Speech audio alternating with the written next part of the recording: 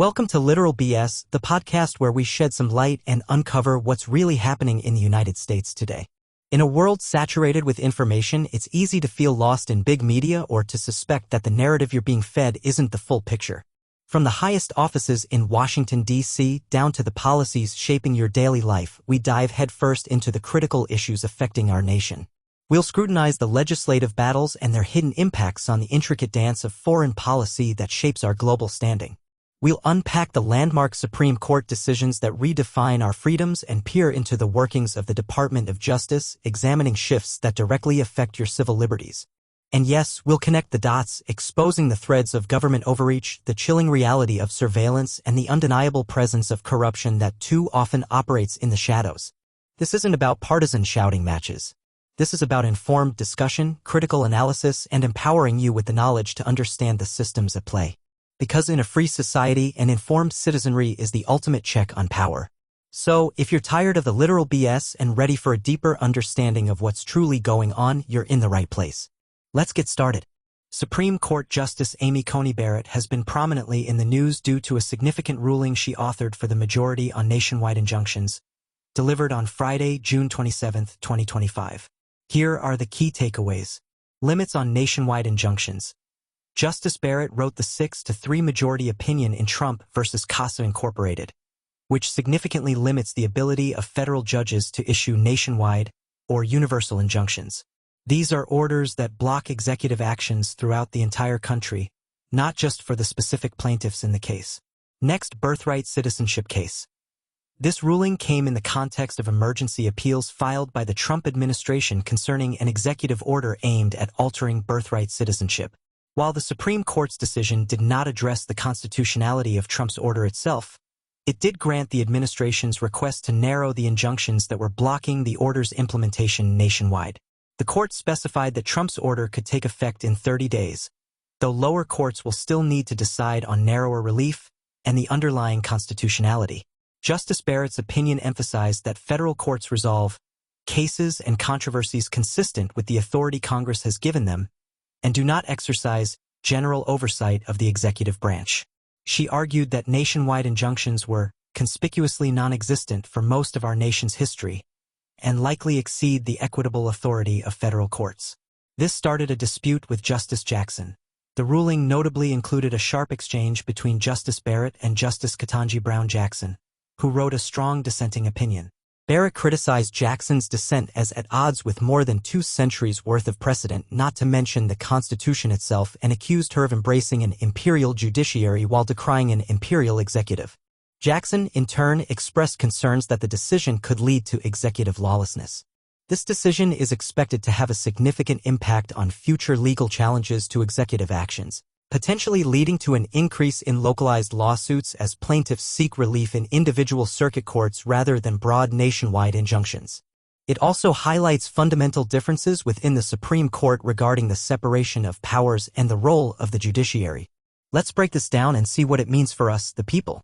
This ruling restricts the power of the court to protect broad constitutional rights. Federal district courts can now only issue rulings that apply to the plaintiffs in a case, not to everyone similarly affected. This makes it much harder to block unconstitutional laws or executive orders at a national level. For example, if an executive order violates due process or civil rights, only the named plaintiffs are protected, not the entire country. This can lead to fragmented protections where rights are upheld in one district but not another, creating legal chaos. This will force fragmented legal battles. Rights advocates will now need to file dozens or hundreds of lawsuits across the country instead of securing one nationwide injunction. This strains legal resources and slows down justice. It favors the government, which has deeper legal resources and can wait out local challenges. Bottom line, it's like trying to stop a flood by plugging one leak at a time instead of closing the dam, undermining checks and balances. This decision shifts more power to the executive branch, limiting the judicial branch's ability to halt unconstitutional actions broadly. Courts are meant to act as a check on government overreach. This ruling blunts that check. In cases like immigration bans, surveillance overreach, or executive orders, courts can now only offer narrow relief, even if the whole policy is unconstitutional. Barrett's opinion took an aggressively critical tone, especially toward Justice Ketanji Brown Jackson, accusing her dissent of pushing an imperial judiciary. This signals increasing polarization within the Supreme Court, reducing the chance of judicial unity on major constitutional questions. Political leaders like Donald Trump publicly praised the decision because it makes it harder to legally block broad executive actions. If the courts can't issue nationwide blocks, future administrations could push constitutionally questionable policies with minimal resistance, at least initially. It weakens the judiciary's ability to protect the public from unconstitutional laws and makes it harder to challenge executive overreach. While framed as a limit on judicial activism, it may actually invite unchecked political power, one district at a time. I'm going a bit deeper on this one and what it means for us Americans. Justice Amy Coney Barrett just led the court in a ruling that slashes the power of federal judges. By limiting what are called nationwide injunctions, powerful court orders that block unconstitutional laws for everyone, not just the people filing the lawsuit. Here's what that means in plain terms. Imagine the government tries to take away your citizenship, your rights, or your freedom. In the past, a judge could say, "Nope, this violates the Constitution and I'm blocking it for the entire country." Not anymore. Thanks to Barrett's opinion, a judge can only protect the handful of plaintiffs in the courtroom. Everyone else? You're out of luck. You'll have to file your own lawsuit, hope to win, and pray that by the time your case is heard, the damage hasn't already been done. This ruling benefits government power, especially the executive branch. Presidents can now roll out sweeping policies with a legal head start, knowing that only a few will be shielded by early rulings. Meanwhile, the rest of the country waits in line for justice. And it gets worse. In her opinion, Barrett didn't just make her case, she went after fellow Justice Ketanji Brown Jackson with a tone that was downright hostile. She called Jackson's views extreme, imperial, and unsupported by precedent. This wasn't just legal analysis, this was political warfare dressed in robes. So what's really happening here? This isn't about law. It's about power. It's about shrinking the role of the courts so that politicians have a freer hand.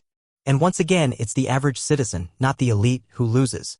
Barrett may have written the opinion, but make no mistake, this ruling was built for authoritarian agendas. And the question now is, who's going to stop them if the courts won't? As we bring another episode of Literal BS to a close, remember this. In an age where information is abundant but truth often feels scarce, the greatest power you possess is your ability to discern. We've delved into the complexities of politics, examined the fine print of policies, and shone a light on the forces that shape our world, often with layers of spin, half-truths, and outright misinformation woven through them. It's a challenging landscape to navigate, no doubt. The sheer volume of competing narratives, the algorithms designed to confirm our biases, and the deliberate efforts to obscure facts can make it feel overwhelming. But that's precisely why our shared journey here, on Literal BS, is so vital. It's not about telling you what to think, but empowering you with the tools to think critically. It's about equipping you to recognize the literal BS when you encounter it, to question the easy answers, and to dig deeper beyond the headlines and the sound bites. Your role in this isn't passive. It's an active, essential pursuit. Seek out diverse perspectives. Verify what you hear. Challenge assumptions, even your own. Because in a world awash with noise, the disciplined pursuit of truth isn't just an academic exercise. It's the bedrock of an informed citizenry, the lifeblood of a functioning democracy, and ultimately, the path to a clearer understanding of the reality we all share. Remember, it's we the people, not we the government. Freedom is not free and is being taken away bit by bit. God bless, and thank you for joining us in this crucial endeavor. Stay vigilant, stay curious, and never stop seeking the truth. This is Rob. We'll be here next week on Literal BS.